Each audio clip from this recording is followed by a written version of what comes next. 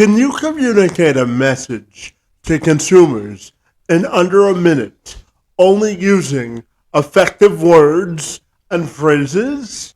Could you benefit from some professional help in this area? If this piques your interest, you've stumbled upon the perfect podcast to invest in today. Because you see, Suzette Bailey is the founder and CEO of SimpleMarketing.AI, an Australian-based startup using AI to help businesses create original and engaging content in under a minute using only words and phrases. Bailey is also a founding member of an organization called For Inclusion, who is dedicated to supporting disabled Australians to succeed at work. Bailey joined me this week to have a conversation about marketing, effective messaging, diversity, equity, and inclusion at work. I'm Kevin McShann. Let's have this conversation.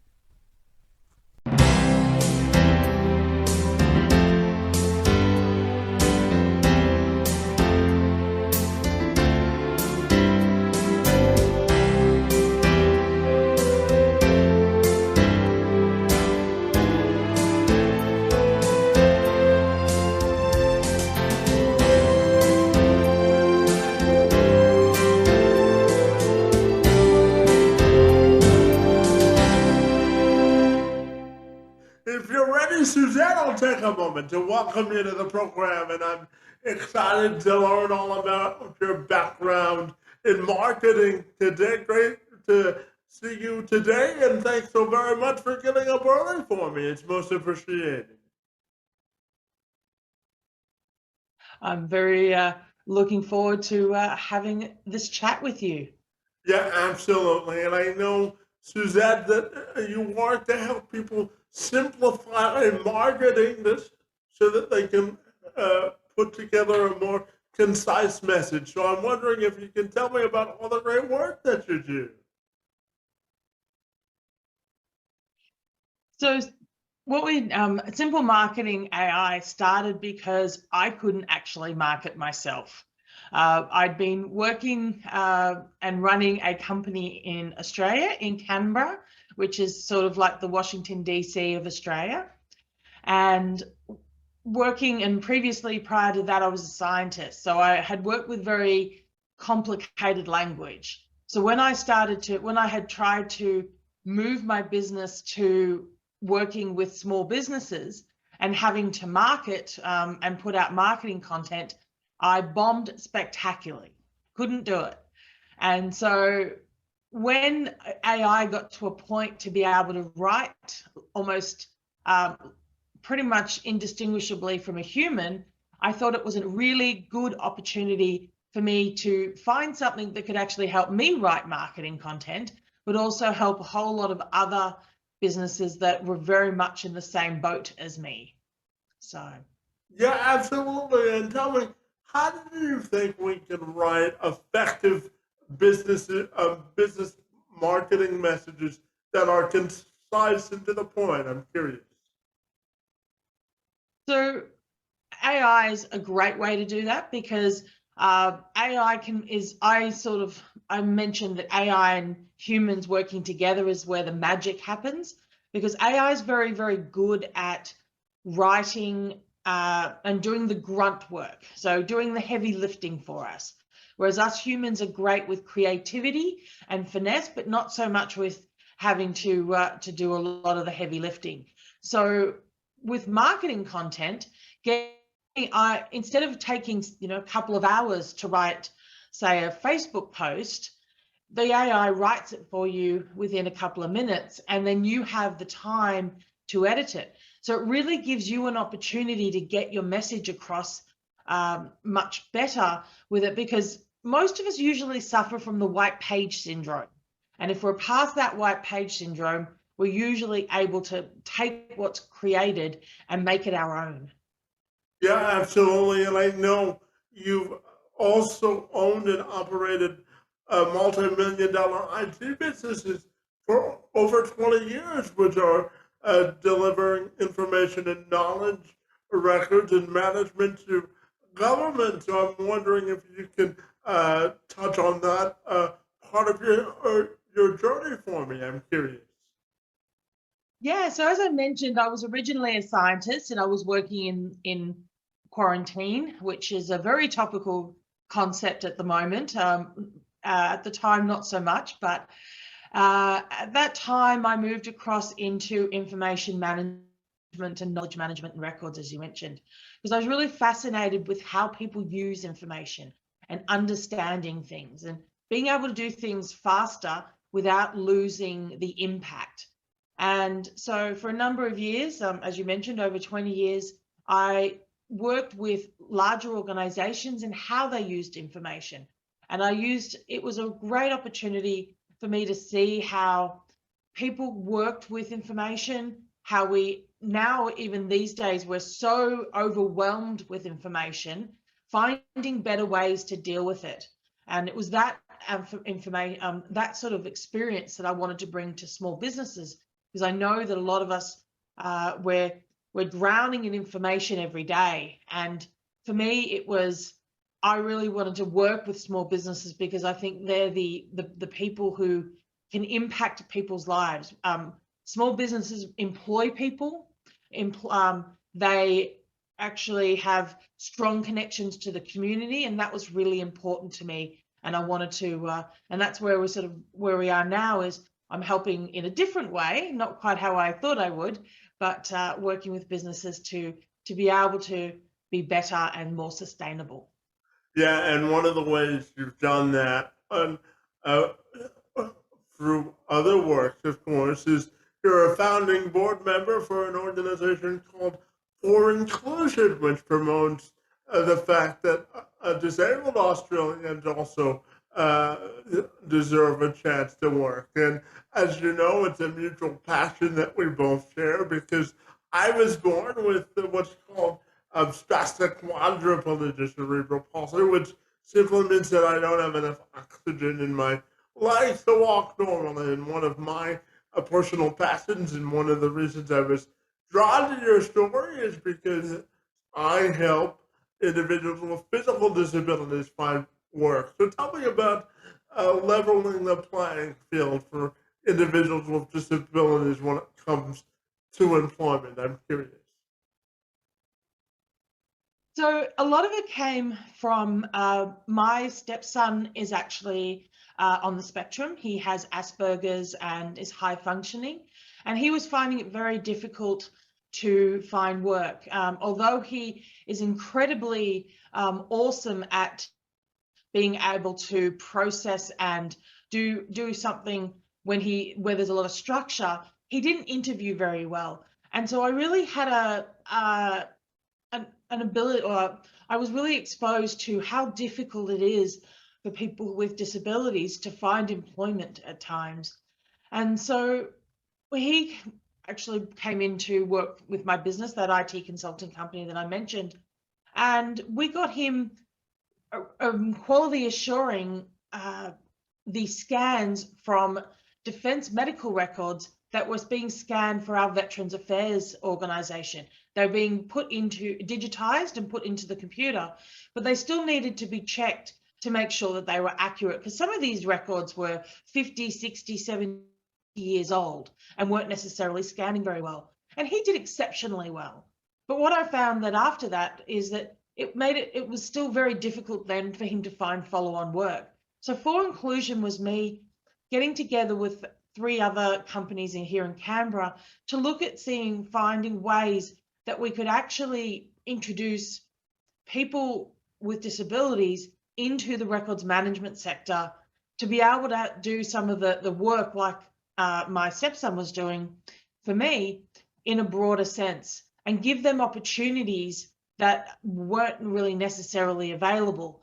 And it was a great opportunity to be able to work with some exceptional people, because just because somebody has a disability I mean, there's absolutely amazing things each person is gifted with. And it's finding that connection of what they do that I think is really, really important. And I think some people don't look past the disability to see what the skills and exceptional aspects of the person is without, in all cases.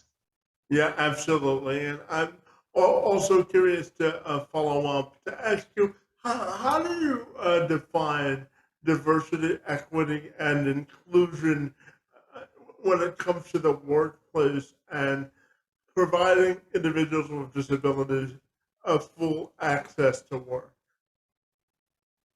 For me, diversity means getting across, getting people across a multiple skill sets and multiple opportunities.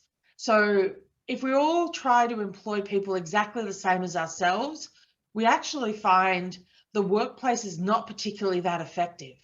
We actually need to find people who balance our weaknesses with their strengths. And what I have found, there's actually an organization here in Australia that has been employing people on the spectrum into government agencies in the area of IT for quite a number of years. And what they actually found was these people who were on the spectrum were actually performing 140% better than their equivalent so-called able-bodied work employee or the other employees, because they were working in an area that was absolutely suited to what they did and what their skills were. And so diversity for me is really about having the openness to be able to bring in people from a range of different skills, backgrounds, ethnicities, and any other kind of variation, disabilities, etc., because everyone has a gift, and it's about that matching of the gift to what you can do, that I think that we all actually benefit from. And instead of it being disabled, it's about enabling people. Yeah, absolutely. And tell me, what would be your message to other business owners or entrepreneurs or hiring managers about the benefits of hiring people with disabilities, and if they don't know where to start, what would be your message to them about embracing diversity at work? Absolutely, my number one sort of message would be absolutely 100% consider it, because people who are defined as disabled still have absolute amazing gifts. Another story of a organization here in Canberra that I know of, they actually make, they're a bakery, and they make donuts, predominantly donuts. Or pretty much 80 to 90% of their staff are people with Down syndrome. And so they're absolutely the most wonderful people. They provide a huge amount of happiness, and the work is exceptionally tied really well for what they're actually doing. And they find that they're actually able to not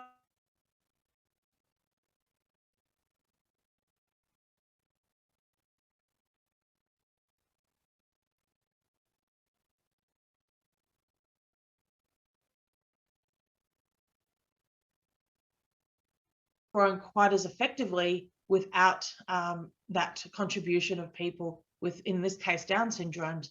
And I've heard lots of stories like that, where when organizations really genuinely want to employ someone with a disability, that they really look at where that person can add value to the business and be able to add value, and it adds out value to the business, to their family, and to the broader community as well.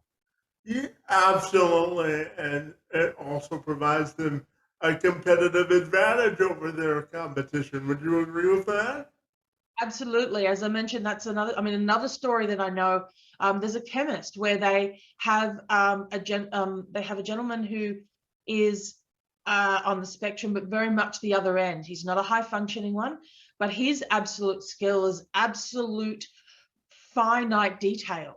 And so in a chemist, or a pharmacy, he actually sits in the back and he loads they've got a robot that does the dispensing of the medication each day, and he loads the machine with all of the medication. Now, this is something that another staff member would get very bored with, because it's not their area and they would find it very difficult to do, and that would lose morale and that sort of thing. Whereas this gentleman absolutely adores his job, and he's absolutely perfectly suited to putting these things into this robot.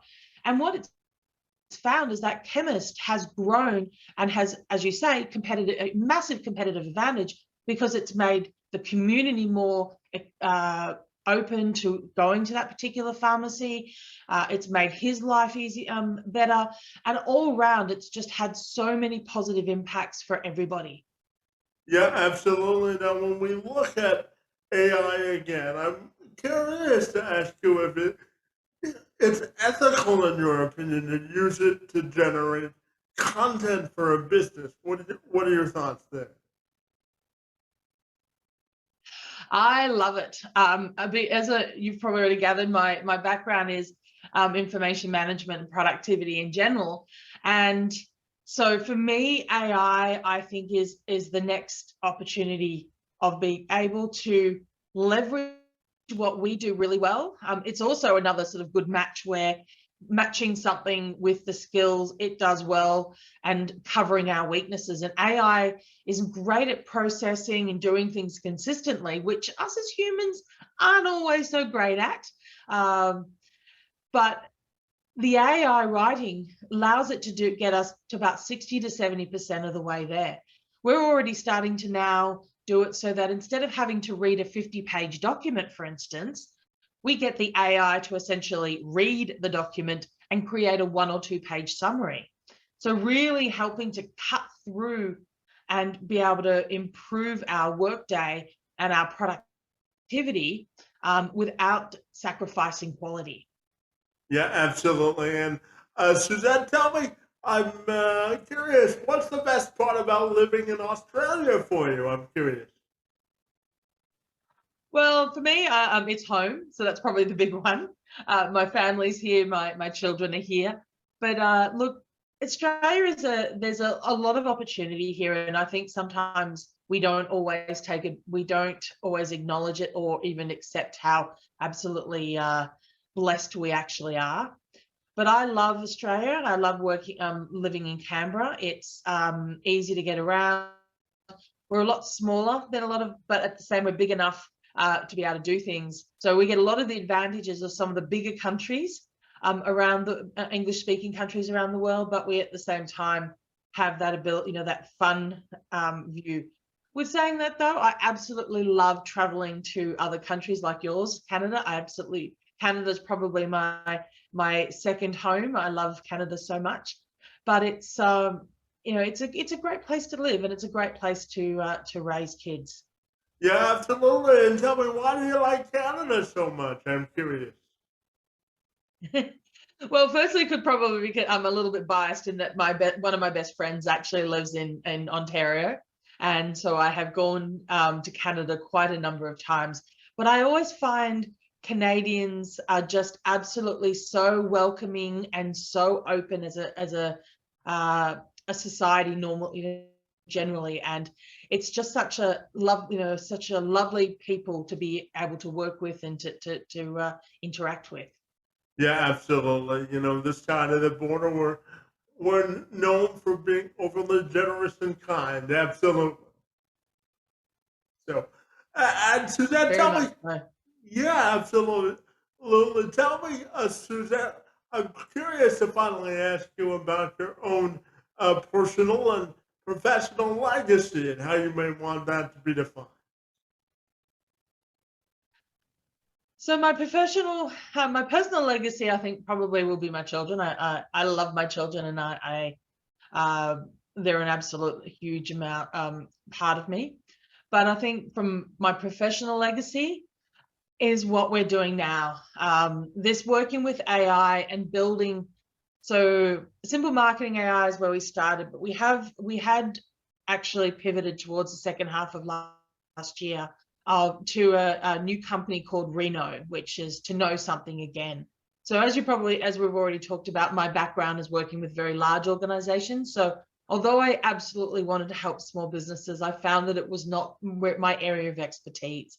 And although Simple Marketing still exists, it still works and is helping businesses, what we're doing now is working with larger organizations around being able to repurpose and leverage the knowledge within an organization. So for me, my legacy is really being able to bring all of the 20 plus years of knowledge that I have around how people use information better and helping them to navigate computer systems and things like that, to be able to create something which we're doing with Reno, of where we're actually building essentially almost like digital staff members to work with staff, again, to balance that weakness that people have in getting the first page written.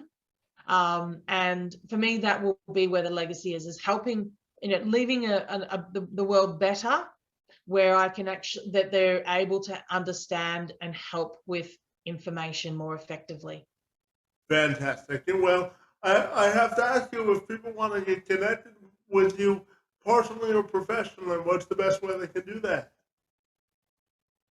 Probably the best one is either LinkedIn. So on LinkedIn, I am Suzette Bailey. So I'm actually very easy to find. So either SimpleMarketing.AI or Reno.io are the two websites I can be contacted through, or Facebook, which is also Suzette Bailey. So I'm actually quite easy to find. It's one of the great things about having an unusual name.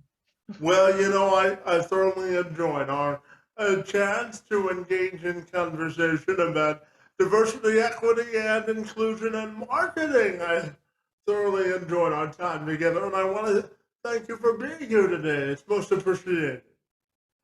I've absolutely thoroughly enjoyed it too, and really thank you for allowing me the privilege to join you today.